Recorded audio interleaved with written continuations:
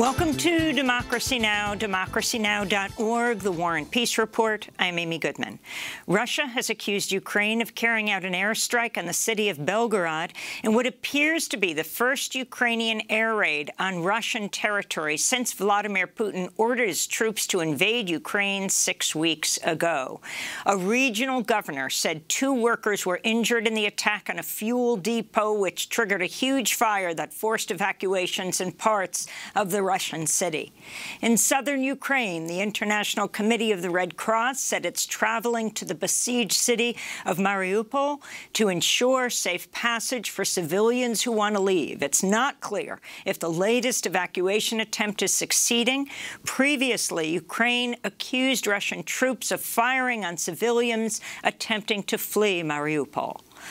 In northeastern Ukraine, a Russian missile struck a gas pipeline in a residential district of Kharkiv on Thursday, scorching nearby businesses and cutting off fuel supplies to tens of thousands of people. This is Vera, a Kharkiv resident who survived a Russian attack on her neighborhood. Our apartment block was hit by 3 missiles. All apartments in one area were on fire. People were left without entry doors. Where are we supposed to live? We have been here since March 6th, I want you to know.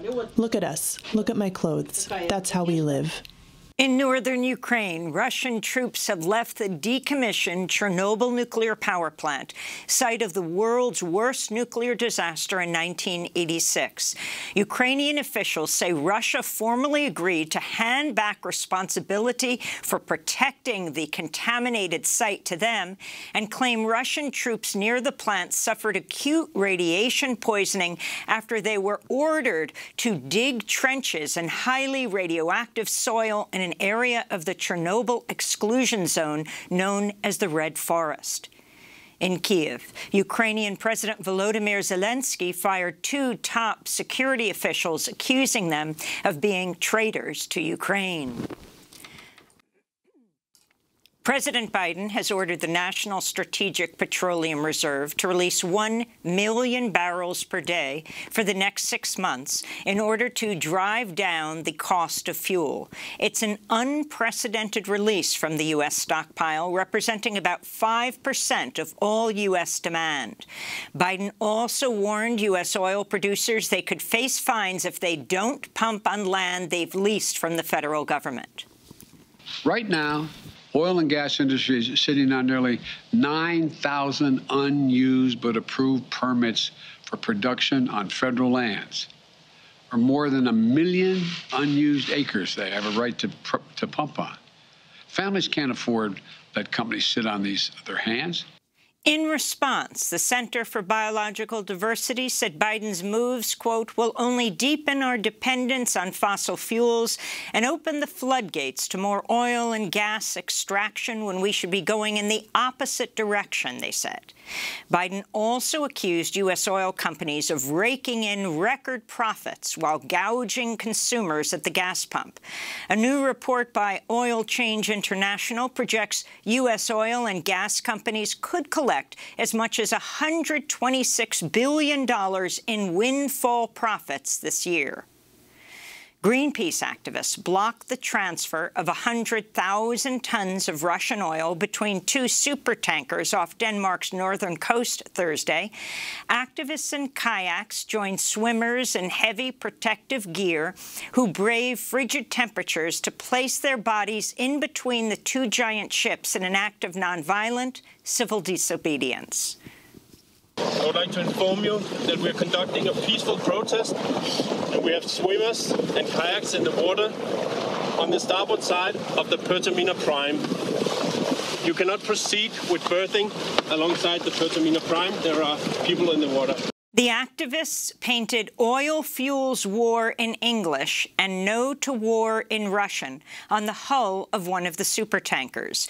Greenpeace says Russian fossil fuels continue to arrive at European ports despite pledges by countries to halt imports. In a statement, the group said, quote, "It's clear that fossil fuels and the money flowing into them is at the root cause of the climate crisis, conflicts, and war, causing immense suffering to people all over the world," Greenpeace said.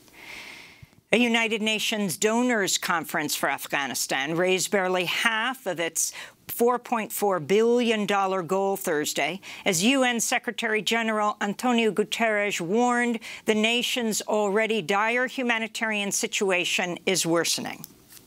Some 95% of people do not have enough to eat, and 9 million people are at risk of famine. UNICEF estimates that 1 million severely malnourished children are on the verge of death without immediate action, and global food prices are skyrocketing as a result of the war in Ukraine. It's the second UN donors conference to come up short of its goal this month. Aid groups continue to demand the Biden administration and European leaders release frozen reserves from Afghan's central bank, warning that without the funds, Afghanistan faces total collapse. Amnesty International says it's concerned about possible human rights violations in El Salvador as the government enforces a brutal 30-day state of emergency that's temporarily suspended several constitutional protections. Amnesty issued an open letter to the Salvadoran President Nayib Bukele, who said this week over 3,000 people have been arrested, accused of being in gangs. Salvadorans continue to denounce police abuse. This is the mother of a person recently detained. I think the only thing the president wants is to show big arrest numbers so that people applaud him. But there are innocent people in that prison, people who have done nothing wrong. Indeed, they have also locked up gang members. I won't deny that. But the majority are innocent people. Pope Francis has apologized to First Nations communities in Canada over the Catholic Church's involvement in Canadian residential schools. Some 150,000 Indigenous children were ripped from their families and forcibly sent to the schools where they face psychological, physical, and sexual abuse. The schools were opened between the late 1800s and 1990s, funded by the Canadian government and run by the Catholic Church. This is Pope Francis speaking today from the Vatican. I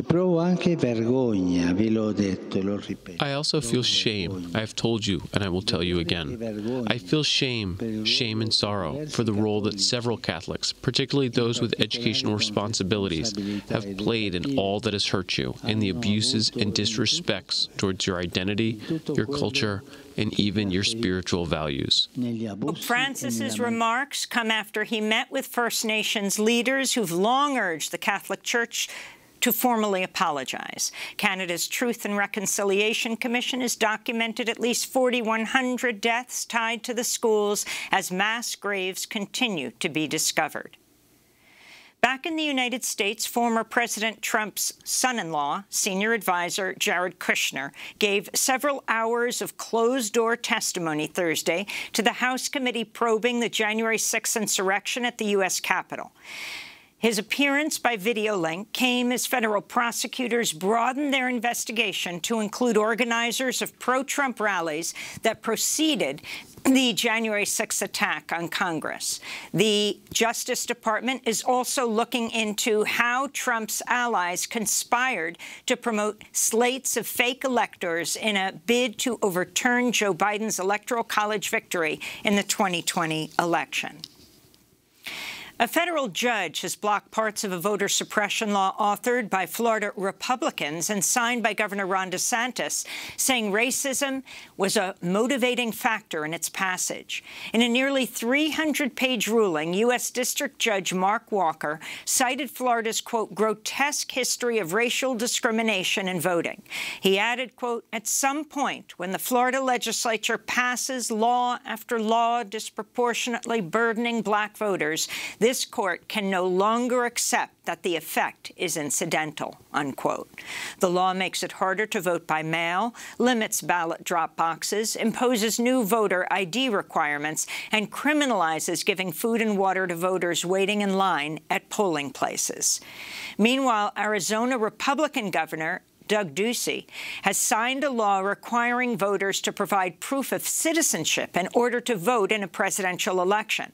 Voting rights advocates have called the bill blatantly unconstitutional and warn that unless courts block the law, some 200,000 Arizona voters could be impacted. U.S. citizens will now have the option to select a gender-neutral option on passport applications. State Department spokesperson Ned Price announced the changes Thursday as the world marked International Transgender Day of Visibility. Starting on April 11th, U.S. citizens will be able to select an X as their gender marker on their U.S. passport application, and the option will become available for other forms of documentation next year. In labor news, Amazon warehouse workers in Staten Island, New York, may be close to forming a union as early results of the anticipated election Thursday show union efforts ahead by hundreds of votes. Ballot counting at the Staten Island facility continues today. Meanwhile, a redo of the union election, led by Amazon warehouse workers in Bessemer, Alabama, is still too close to call. There are over 400 challenge votes that could impact the outcome of that election in the coming days. The second vote in Alabama comes after the National Labor Relations Board found Amazon unlawfully interfered with the first election last year. And in Georgia, workers who clean the Hartsfield-Jackson International Airport in Atlanta have won pay increases after over a decade demanding higher wages. Their victory came as workers held demonstrations around the country Thursday. Sadia Bultum, a janitor who joined protests at Seattle-Tacoma International Airport, said she and her co-workers feared for their safety on the front lines of the pandemic, even as the airline industry got a federal bailout.